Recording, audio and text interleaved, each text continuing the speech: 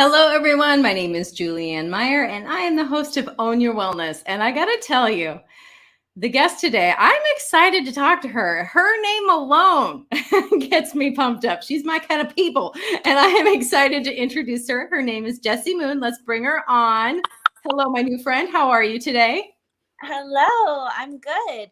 Am I in okay? Yes. So before we start too, I want to tell the audience that there is a few logistical issues possibly today. So just stay tuned. We'll have a show as long as we can, but we'll see what we're going to do. But so let's not waste any time. Let's get to know you, Jessie. Would you mind telling us a little bit about you and your own wellness journey?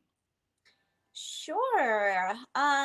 Well, I found yoga when I was 18 years old. So I've been practicing yoga and meditation and mindfulness for over 20 years now. And when I found it, I was really excited because it was what I was looking for. I was looking for the study of who I am and not just, the philosophy about it, but really the introspection, the looking within to know for yourself. And so I really got excited when I found my teacher, my guru, and I've just been guided by him since. He's the founder of the Self-Awareness Institute, and I'm a teacher for his institute. And I now help children with behavior problems, and I teach adults meditation and mindfulness also, and yoga. So yeah, my wellness journey has been a long time coming, and it's been so wonderful. I'm so grateful to have learned these tools as a late teen and love to give them to children. Something that you said that just really is like a light bulb. If there was a light bulb cartoon, it would be popping out of my head right now. It was just that you were looking to look within, and you found this at 18, which is absolutely amazing. But the thing that I want to, point out and acknowledge about that is how most people, myself included, we start on this journey looking outwards, looking for answers everywhere with, outside of ourselves without ever taking the time to see what's going on the inside. It's like seekers and always seeking and thinking this book will help me and fix me. This will, instead of taking that time to go within. So I'm really impressed that you were able to discover that at such a young age. Was there a reason why, or was it just kind of like, this is cool, let me look into it? I'm not sure. I feel very, very fortunate. I think one of the main things is that it was what I was looking for. So I have always been a free thinker, and I've always, just been very into being peaceful. I have pretty peaceful parents. So I think that really helped in my development as a child, and just having a kind of a pretty cool and calm nervous system that helps the higher mind to develop. We know now in science. So I think just the fact that I was inquisitive, and I knew that I needed to study something, for my career. And I wasn't sure what that was. I thought it was philosophy, but I knew it wasn't, because it was just very broad, and it wasn't about, I wanted to know the subject of what am I.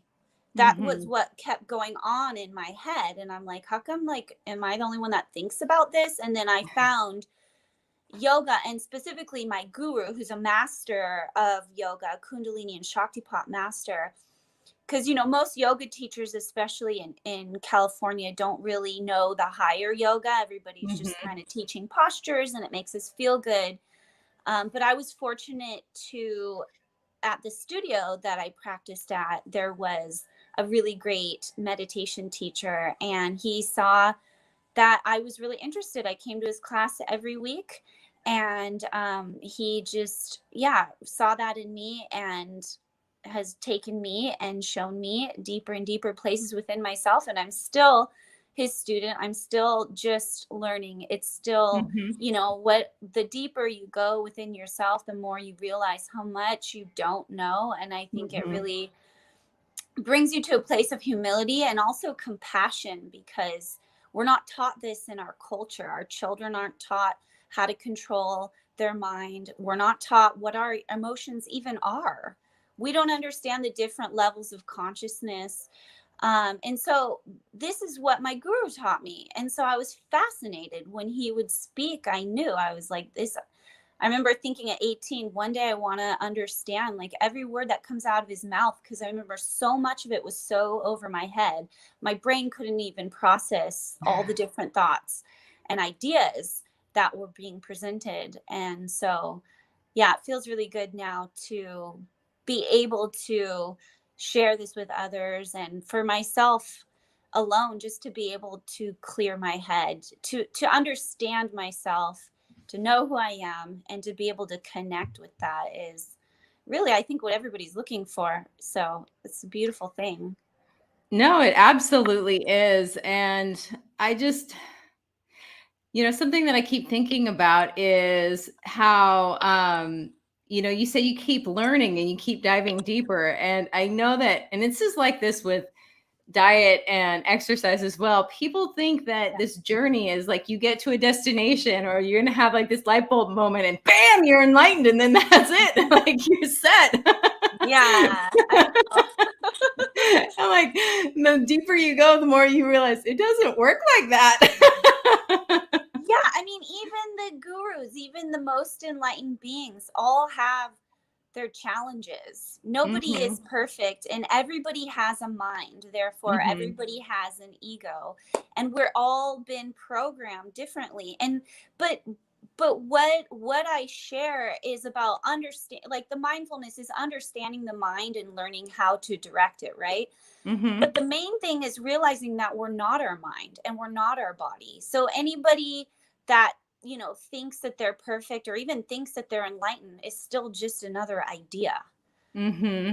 So it's the understanding of really finding a deeper sense of compassion for our patterns, what we've been through, because through my journey and teaching so many people and working with my guru and just observing other gurus, geez, nobody is perfect, but it's not about that. I mean, there is a state of perfection that you want to reach, in meditation. I love that it's like you're just in this divine perfect place where everything is perfect. But when it comes to daily interactions and conversations and relationships and emotions, we're going to have all of them. And that's the beauty of life. But the key is to transcend it all and to just love. To Be love loved. ourselves, to love each other, and to not put such high expectations on ourselves or on others, and know that we're all doing our best. We're all learning and growing and evolving. And just the more connected we are to the divine source, the more we'll hear how we're being guided. And I think that's the main key. And it's never ending. My teacher always says enlightenment has a beginning, but it doesn't have an end. That is so true. So yeah, the enlightenment, and right now we're in the age of enlightenment. We're in the Aquarian age. This is the age that's been prophesized that millions of people will awaken and will be enlightening.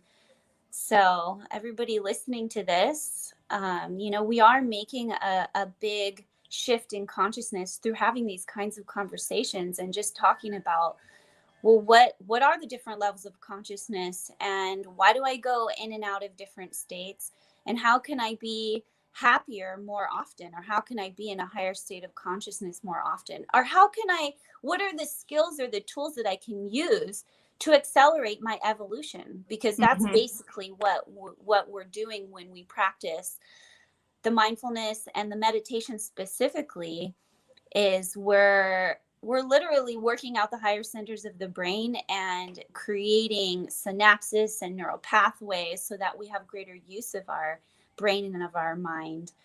And that's why I'm so excited that we're just coming out with the program for school teachers to be able to teach mindfulness in schools. And they have a lot of this going on, but it's it's not everywhere, and a lot of what they're teaching is very very basic. So I think our program, it's really simple, but it's going to be really great to be able to get this into schools. It's really needed in our schools. We really should be able to know to know ourselves, to understand the practice of true yoga, and to Mm-hmm. have an appreciation to add it into our lives so we can feel more peace and connection to ourselves and each other.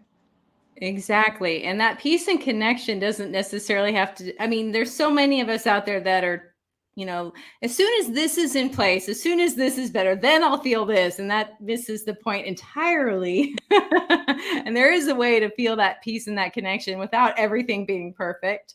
So I love what you do. Yeah. I just wanted to pop up your website. The class that you're talking about is not on here yet, correct? You're Oh, going to have the link correct. Yeah, eventually? it'll in a couple. It's in production right now. The course for school teachers. Um, so we'll have a link up to being able to purchase that in a couple weeks. Yay, I love that. That's so exciting. And Yeah. it's so needed. And would you, I mean, obviously this is not a one size fits all, but from your perspective, would you say that a lot of the behavioral issues that children are having have to do with their monkey mind and, just not having that connection? Yeah, it has a lot to do with their environment, really. There's a lot going on in the world right now, and there's a lot of children that are suffering. I mean, if Hmm. it's just, and so next my partner and I will do a course for teens. There's a lot of teenagers that are suffering right now. There's a lot of ideas being put in our media and on social media for the teenagers. So, I mean, I if I could tell you what I deal with, I mean, it's pretty intense. I mean, there's some things just, just the anxiety from school testing. That's Hmm. one of the main things. Children are really stressed out about school. They compete with each other, and it gets to the point where they get anxiety. They don't, and they don't know what to do with their anxiety. So yeah, it has to do with the monkey mind kind of just whirling and not knowing how to stop it, not knowing how to stop that thought momentum, and not having any skills or tools to be able to just enjoy life, to enjoy who they Hmm. are, not getting so caught up in the head. So we have absolutely zero conversations about this in schools. So how would they know, right? It's kind of like we're not living in the most like conscious society. Well, I mean, I just think about, well, I was in a different sort of situation than a lot of teenagers. My mom passed away right when I entered high school.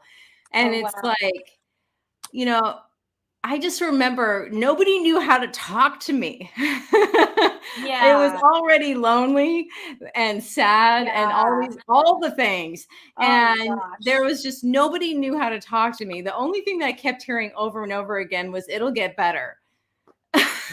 Like she died yesterday. I don't, like hearing it's going Wow. to get better is really not going to help me right in this particular moment. And it Yeah. would have been nice to have skills to center myself and, Yeah. to be able to Yeah. To sit cope with with those that feelings. emotion. That's like a deep sorrow. I mean, that's huge. And I mean, to be able to pull through that, you've just had to kind of create your own coping skills, right? Yeah. And they weren't all healthy. Yeah. Well, exactly. Yeah. But I mean, I just think about that and, it would have been really nice to have learned how to be able to sit in that uncomfortability. I mean, at Yeah. least before then, because, it's easier to practice skills when things aren't in crisis mode. I think we all Yeah. know that. Sometimes, the crisis mode actually sometimes can be the best students because they listen. You know what? That's a Because they need really it the good most. point. Yeah, it's actually the opposite. No, when you're in crisis, like those are the best students. They like get it like that. Because I'm showing them how to relieve the pain, and they're like, just show me, and I take them right to that place, and they're like, I'm gonna do this every day. It's like, that's what you're supposed to do. But like, we live such mediocre lives and we're so fine with our mediocreness. We wake up tired and we're like, yeah, but I wake up tired every day. And then I make my coffee and then, I have my whatever I want for breakfast that you don't even really think about. It's like the comfort thing. We do so many things out of like just trying to make ourselves feel better. And it's such a better thing when you can really wake up connected to the divine and feeling a sense of blissfulness in your body. Everything else is secondary. Even what you eat, it's like it you don't care. And so let's just choose whatever the healthiest thing is, because then my body will function the best. There's no like, the comfort food eating. There's no like all the like things with addiction or, all the like bad habit things that we do to get ourselves to cope throughout the day. All of it, just, you don't need any of it. Like, it's hard for me sometimes to work with people, in the a the drug addict, that kind of that mindset where they're trying to come out of it, because it's such like a victim mode. They're like, oh, we're just this victim. And it's like, I don't even relate to it, because I feel so blessed. I've always had these skills. Like we don't get addicted to things. Like, who cares? There's no need for that. The addiction is to yourself. I'm addicted to the love within myself. And so if I'm ever not feeling it, I know I just have to get reconnected, which means maybe I just need a day to myself. I need to not be around people, and I need to practice a few deep breaths. Maybe I need to, heal my body. I need to go to the sauna. I need to practice some yoga postures. And then let's do a little bit longer meditation today and really fill up. And then by the end of the day, it's like, okay, I'm better. It's just, we just don't have that concept in our society. There's such a like instant gratification. We don't feel good. Where's the pill? I need ice cream. Like, what is it? That's like, give me coffee. Like, we're so impatient and so just irresponsible. I think it's really taking responsibility for our wellness, I think is the idea behind the mindfulness and the cultivating a meditation practice. But I understand how it can also be difficult, because if I didn't have my guru, when I was 18, because I've looked into other, meditation teachers and practices, and I mean, yeah, a lot of what's out there is really boring and it doesn't do much for you. So, if I were to give advice to anybody listening to this, is when you learn mindfulness, when you learn meditation, make sure you're learning from somebody that knows what they're talking about, that they themselves have a connection and are happy. And they've been trained in a lineage. This is about passing on something of very deep wisdom, that is an ancient wisdom that's thousands of years old. And there's so many false meditation and yoga and mindfulness teachers that I can't tell you like how frustrating it is for me to be a mindfulness and meditation teacher. And it's like, I mean, I just put a post up the other day because I met, a girl, I'm a surfer. I met a girl in the water and she was like, what do you do? And I tell her I'm a meditation and mindfulness teacher. And I'm like, how about you? She's like, oh, me too. And I'm like, oh, really? She says, yeah. And I say, well, like, I'm like, cool. Like, what's your training? Who's your teacher? She's like, oh, none. I just have been doing it for a while. Yeah, I'm teaching a meditation class like this week and a sound healing. And I'm just like, I just looked at her and I just like, dude, it's like you're misleading people. I mean, she may be, dinging some bowls and it's like nice for people to relax. And she might have a nice, peaceful energy, which is good. But it really that is so disrespectful. I couldn't agree with you more about that in particular, especially because I think about yoga in California. Yeah. And it's such a fad, it's like goat yoga and all this. Yeah. It can be fun, but that's not what yoga was intended for. And it's Yeah. kind of like, okay, and this is a really bad analogy, but you'll understand what I mean. Like Mexican food and Taco Bell. You can't call Taco Bell Mexican food. It's not the same thing. It's Yeah. assimilation, it's a facsimile, but it's not the same thing. And hey, it might taste good to somebody, but it's not the same thing. Well, I mean, it's just because people will come, and anybody of intelligence is going to be able to know this is like weird. This is like cool, but it's like, no, like there's nothing of substance here. Like when you're in the presence of a true guru, like you actually get high in their presence because their Shakti, their energy is so powerful. And so, for me, I'm not a master. I'm more, I'm a teacher that's been trained by a master, but I would never call myself a master. Like this is like a very I mean, it's a science, it's a practice that really should be honored a lot more than it is. It's such a beautiful thing, and it takes a lot of dedication and discipline to develop. I mean, I've been meditating for 20 years, basically 2 hours a day and a lot of times more. And I realized, and I used to sit a lot more actually because you get so blissful when you sit, but most people can't really relate to you when you're at that higher frequency, and sometimes it actually scares people because they feel so much energy, or shakti it's called in yoga, in your presence. And it can make people really just feel it's love is what's pouring out, because the more you meditate, the stronger your energy field becomes. We literally increase our biomagnetic field when we meditate. This particular meditation, when you really learn to meditate, when you're not just like chanting a mantra or singing a song or breathing, when you're really meditating, when your mind is clear and you're sitting in the stillness, and you're actually able to start increasing your biomagnetic field. And so, just like if you see, paintings of saints and, ancient holy people, they have light around their head or around their body. So that's basically what it is that, I've learned to connect with. And so I love to connect with that. I mean, I would love more time to sit.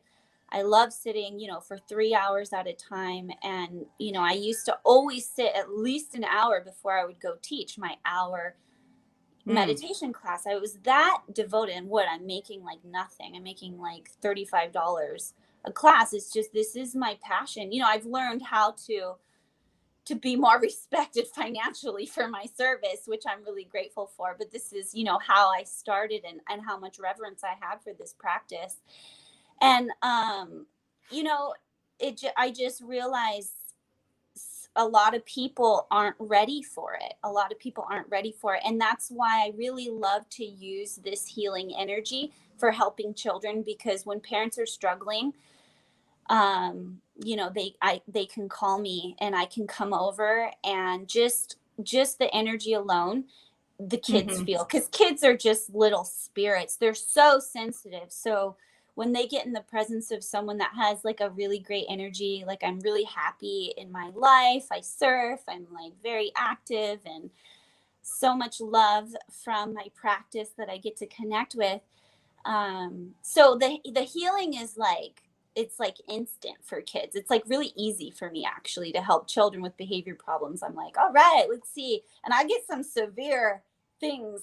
I get some calls for some severe cases, and I'm like, oh, I don't know if I'm going to be able to do this one. And I call my guru and I'm like, this is, what I'm expected to do. And he helps to coach me. He's always there for me when I need to talk about any like serious situations. And I haven't had one child yet that hasn't made the breakthrough that their parents were praying for. So, yeah, we can heal. We can heal ourselves. We can heal each other. And if we can just learn to be connected with the divine source, or whatever you want to call it, just if I'm teaching in schools, I'll just say, connecting with the innate intelligent energy of your being or your biomagnetic field. And we're learning to increase that, to clear our mind, to secrete our own good endorphins. And that's what being present means. That's the true meaning of being present. It's not about, mindfulness isn't about being present to a feeling, a sensation, like how so many mindfulness, you go to any mindfulness training, like if you go to another mindfulness training for school teachers, they're going to talk about like mindful eating and like all these things. It's like, what? I had to be like, what are they doing? Like, that's not what mindfulness is. I mean, that's actually a really basic version of it, and it's good. It's still a good thing, but it's like there's so much more. And children are capable of understanding more also. And some of that can be really boring. And so like what I'm hoping to bring in, for everyone, regardless, school teachers, children, is that this is exciting. It gets you high. It literally gets you high. You're not just going to be eating slowly and tasting food in your mouth. Like, no, like you can fast sometimes if you want. It really doesn't matter. I'm a nutrition coach and I help people change their habits with eating, and I can't even stand that. Like, I mean, I understand all of that, but it's boring. Yeah, I agree. Who wants to do something boring? It's not going to last. Exactly. It's like, do that. Yeah, it's nice to like, I mean, you do that. The more conscious you are, the more you're able to enjoy the things like the wind blowing on your skin. And when you eat, you're like, oh my gosh, you can really taste it, because I don't know, there's something about transcending your body that when you really come back into your senses, you're actually able to feel them all. I think that's what they're trying to portray. I think it's just the lineages have been so watered down. Now they're focusing on the senses when it really wasn't about that. It was about transcending and observing and realizing who you are, and then really just taking the time to be present to all the gifts that we have in life, which are sensations. I think that's really the idea behind the whole, like, because it's not about being present to anything other than the Holy Spirit. And the Holy Spirit is in everything. It's in the food, it's in the air, it's in the trees. And so it is a beautiful thing. Yes. On that note, we do need to go to commercial break, so we're going to be back in just a moment. Oh, isn't this so much fun? I even hate to break the conversation because we're in such flow. Go to commercial break, so we will be right back after these messages.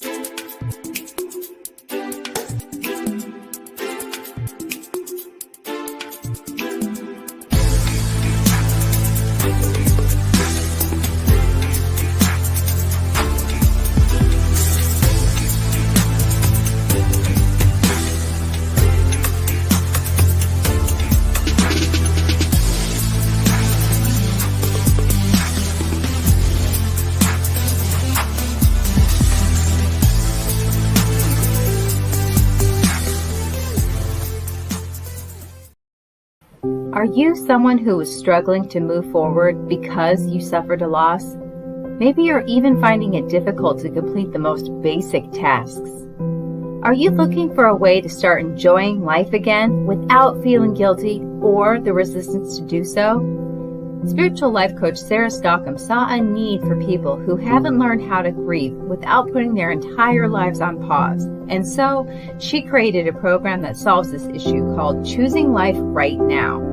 This program is simple and you can do it on your own. If you are ready to learn how to feel your grief while still being able to smile, to honor the sacredness of what took place as a loss, and yet still continue to live with joy, and if you'd like to take care of your whole being with grace and love, then I'd like to invite you to experience her new program called Choosing Life Right Now. Sarah is currently offering her program for the promotional price of $77, but it won't stay at this price for long. To learn more, check out her website. The address is on the screen.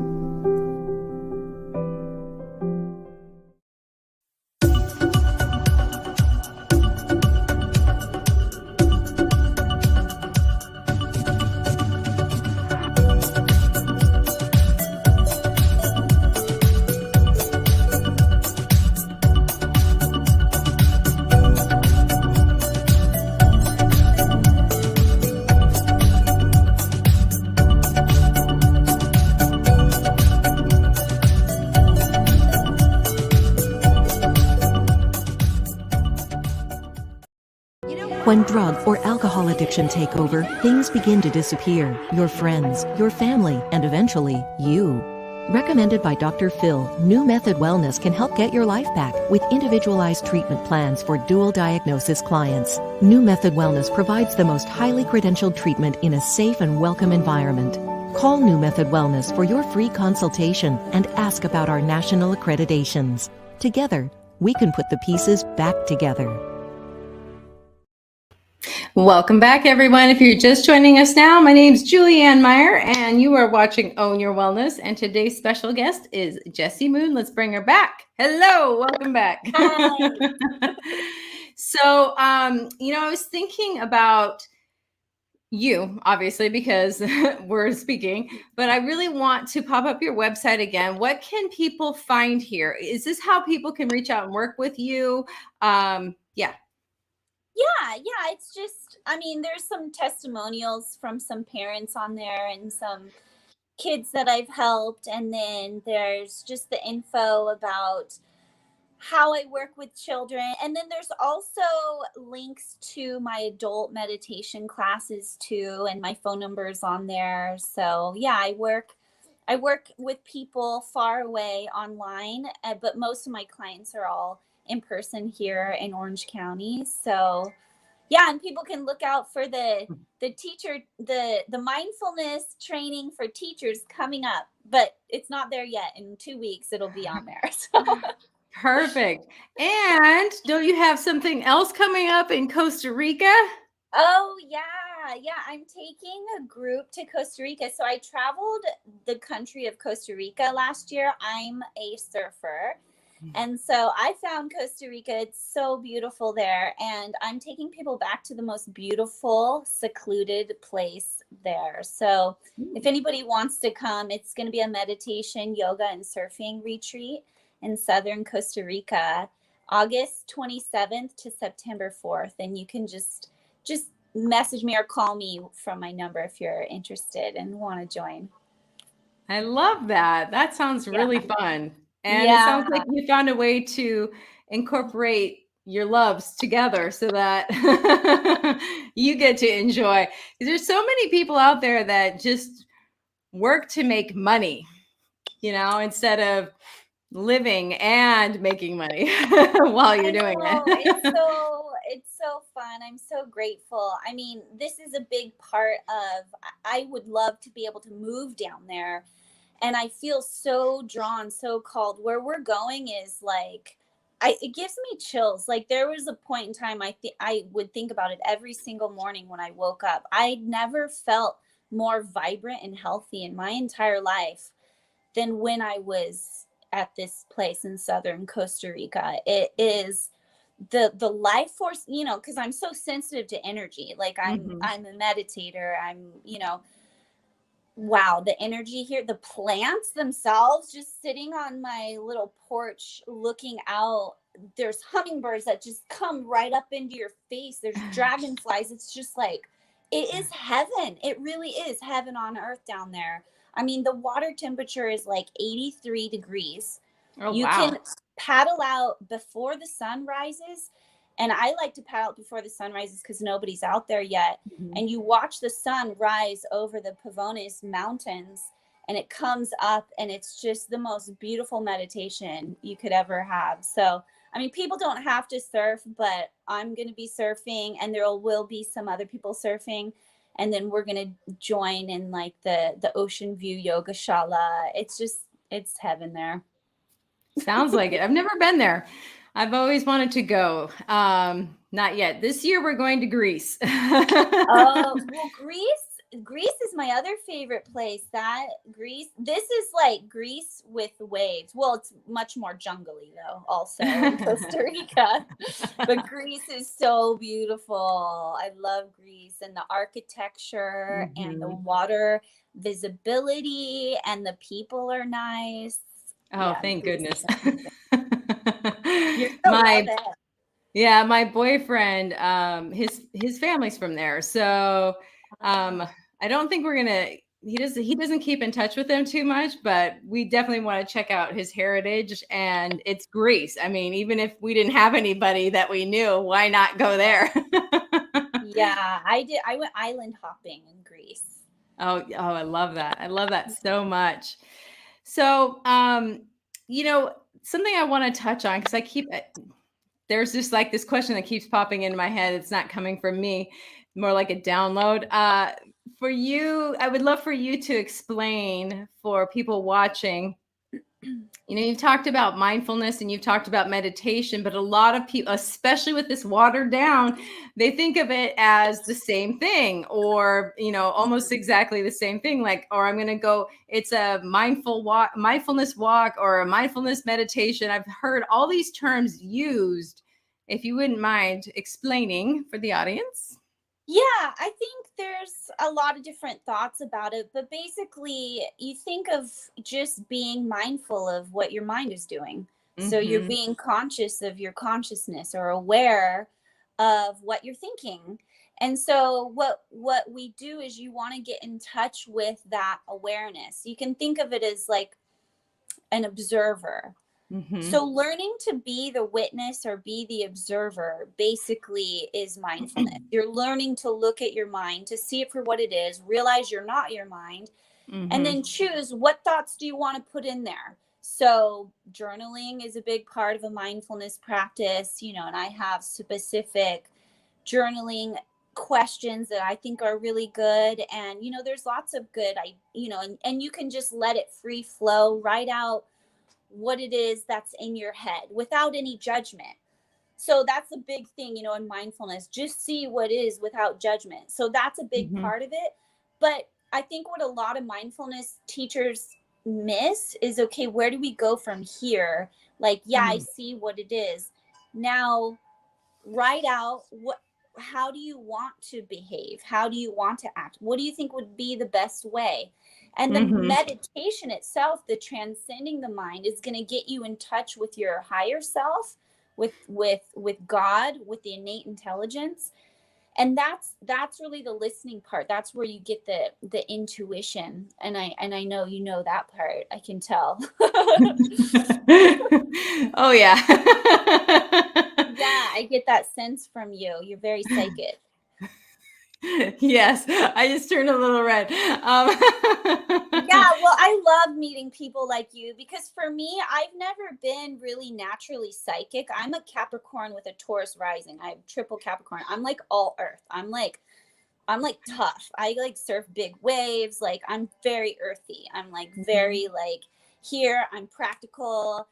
And my guru's an Aquarius. He has all these ideas. And it's like, okay, so which one are we going to focus on? I'm like, let's. So I love meeting, people that are more ethereal, because I've learned to become more psychic through my meditation practice, but it hasn't been just a gift, that God gave me. So when I see someone like you, I'm always like, oh wow, like you're somebody who helps to guide me. I've never shared this before, and I don't know why I feel compelled to share this right now, but when I was a kid, this used to drive my mom crazy, because I would tell her what she was thinking. She would be so mad at me because I knew her thoughts. And yeah, her and my stepdad, it used to drive her bananas. Oh my gosh. I can't do that anymore the way that I used to be able to. I mean, I stopped practicing it because it got me in trouble. But yeah, that was interesting. She did not like that one. Yeah, sometimes parents get intimidated by their psychic children, for sure. Well, and I found it to be a little invasive, because those were her private thoughts. And I mean, now I can put words to it. At the time, I just thought it was normal. Yeah. And I think there's so many kids like that. That's the fun part of, I get to meet so many children and families, and I get to really like, parents are like giving me their children. I get to spend one-on-one time, and we do it together, but I really get to like see all their different little personalities. And I love astrology. And it's one way that really helps me to understand my clients. Like if I have a little Cancer boy, And his problem is his emotions are ginormous. It's like, we got a cancer here on our hands. They're just like, and then I teach him about himself, and he loves it. And then teach him to have more compassion, that he's going to be more sensitive in these different areas. And not everybody is like that. And so don't compare yourself. That's your special gift. So I love teaching children about, their different characteristics and energies, because everybody is very different. We're not the same at all. And to really learn each person's gift, especially as a child, that's kind of my job. I get to, it's kind of what I'm doing more on the back burner, not really what parents are asking me to do, because I want to help children enlighten. But most parents aren't thinking, oh, I'm going to hire Jessie so that she can help my child grow to be this conscious, enlightened being, But for me, like, I feel my calling is I'm connected with so many children, and I'm helping them. Yeah, maybe they're having a hard time, but really their hard time isn't, like, in my it's really not that big of a deal. It's a big deal for the parents. It's a big deal. It feels like a big deal for the children. For me, it's not a big deal at all. It's not a scary thing. Emotions aren't a scary thing. We just need tools and skills to learn how to deal with them and how to clear them out. And then everybody's going to be okay. But people don't know that. Exactly. Children kill themselves. People kill themselves because they're in such deep pain. And it's like, oh my God, part of me is just like, wait, you guys, like, you don't have to, like, there's a way out, but the way out is within. And that, and every great teacher has taught this. That's the crazy part. Like, even Jesus taught this, and everybody loves Jesus, but nobody is practicing what he taught. Nope. That's so true. That is so true. And it's interesting too. I mean, to even, build upon your point, it's kind of like, I've had certain mentors that I've had for years. And one of them I call my spiritual mentor. And I'll go back and listen to things that, recordings and stuff from him. And I'm like, oh my gosh, you've been telling me this for 2 years and I didn't hear you. Oh my gosh. I love that. I know. I love my teacher. He has free classes too for anybody. It's called Enlightenment Radio. It's a podcast. Yeah. So check it out. But he uploads we have live classes with him. He uploads the classes, and sometimes, I'll go back too.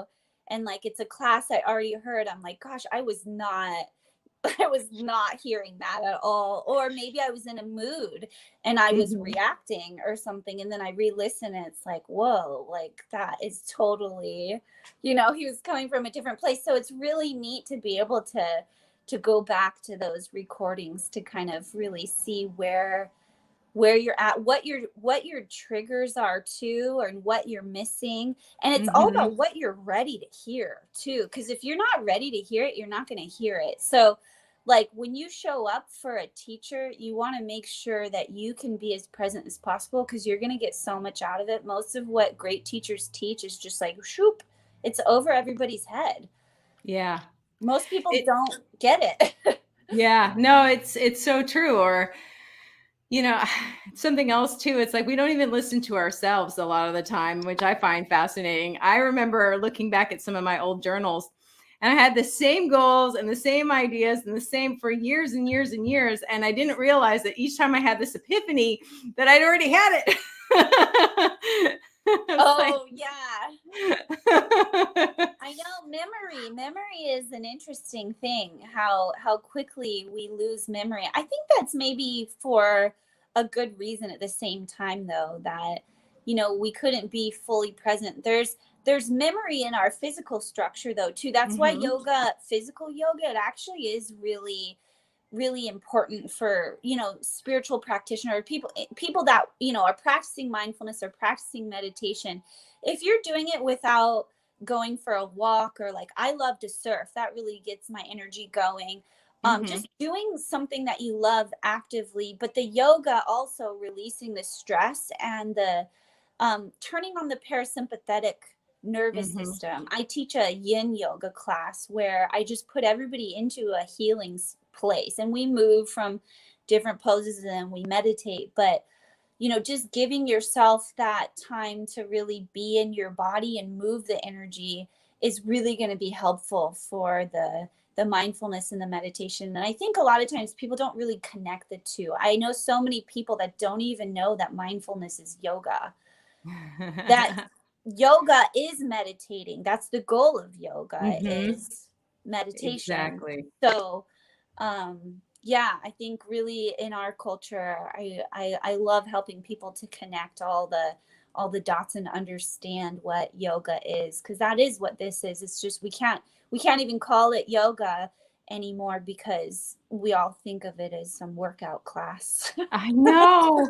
I'm like, that's not the point. That's great. I mean, it might be a byproduct, but that's not. Well, It's one something. level. It's one tier. It's Exactly. helpful, and yeah, but the mindfulness is really fun, and it's also in yoga. It's called Jnana yoga. It's like the path of introspection. There's Jnana yoga, which is the mindfulness practices, and then there's Raja yoga, which is the meditation and the physical practices, or the 8-limb path. There's Karma yoga, which is selfless service. And so, sometimes that's a big part of it. And then there's Bhakti, which is devotion, which is your devotion to the divine, however you conceive that to be, but know that you're being guided by something. There's something making our heart beat. There's something making all of our heart beat. And however you conceive that to be, if you can cultivate a sense of love and devotion and knowing you're being guided, that's Bhakti yoga. So if you can put those 4 margs, they're called, of yoga together, then you can really, have a really nice, beautiful rounding out of your evolution. I love that.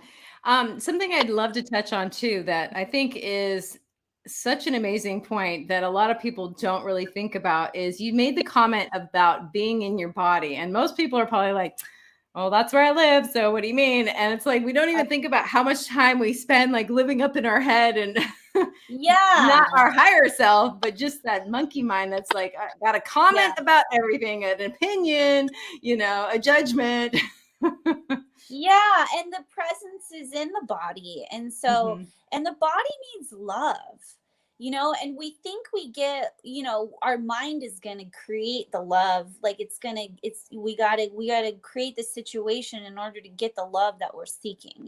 That's what the mind is constantly doing. But if you can just be present, the beginning of our mindfulness practice, just be present to your breathing, start to deepen that breath to activate the healing side of your nervous system. If you can just start to really, calm your body down, or put your feet on the earth. People talk about like earthing is so good for you. Even hugging a tree, like put your hand on a tree. If you can really start to just feel the aliveness of the spirit in your body, that's kind of like this, the good feelings that start to accrue from that being in your body is your spirit starting to kind of come out and play, and feel like, oh, like this is a beautiful world. I don't have to think about it all the time. I don't have to figure it out either. I can just play. I can just be here, kind of like a child just goes out and plays. And it's like, I want to go to the park right now. Like, we need to do that again. We need to just like look outside and see the trees blowing and be like, I want to go to the park right now, just feel that aliveness. And then when we come back and we want to do like a deep introspective work, it's so much easier. We have to balance all of these things and not just be all jnana yogis, all in our head and like super disconnected from the body. I mean, for me, and I mean, I don't really need to judge anybody, because everybody has their own path, and there's a reason. Sometimes you just really want to go down a certain path, and that's what you feel called for. So you always want to listen to, your innate calling. But for me, I find that really balancing all of it makes me feel the best. It makes me the happiest. So not going too far one way, too far. Like the Buddha said, it's the middle way. Find your stiram sukham asanam is what they call it in yoga, your happy, steady center. And just stay in your center. You don't need to get too excited. You don't need to get too depressed. Like, get used to just being.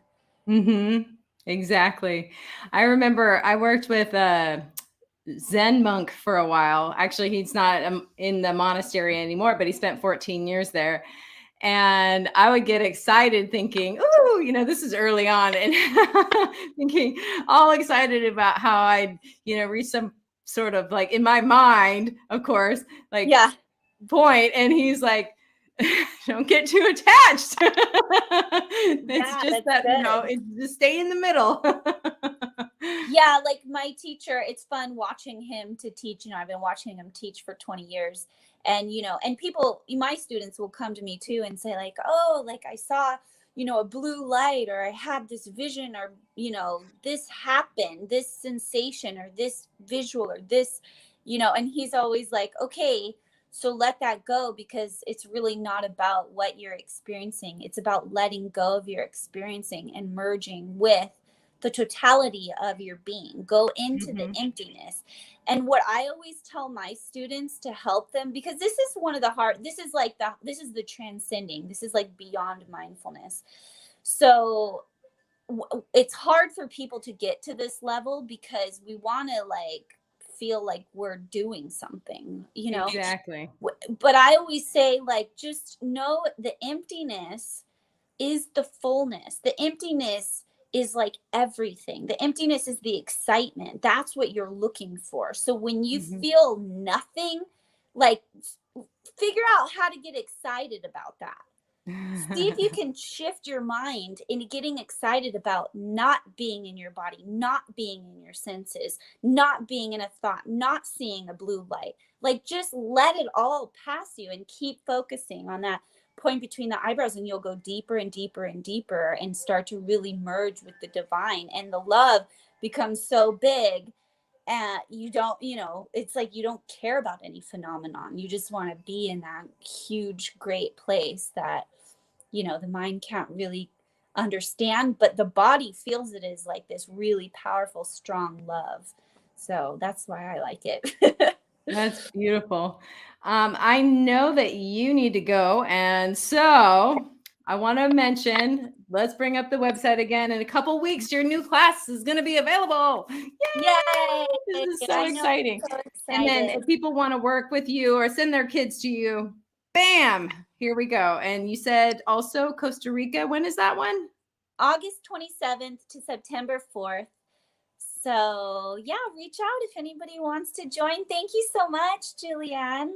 Thank you. It has been an absolute pleasure, Jessie. I appreciate you being here today, and I appreciate you staying as long as you did, because we're right at the end. So yay! I will let you go because I know you do have a client. I just want to say thank you so much for being on the show today. It has been an absolute pleasure. Thank you, Julianne. It was really fun. It was nice to talk to you. I hope to connect again. Definitely. Have a great night. Okay, you too. Bye. Bye. Well, everyone, that is all the time that we have for the day. And I just want to say thank you for joining us, and make sure that you reach out to her because she's fabulous. I know you agree with me there. So until next time, enjoy the rest of your week, everyone.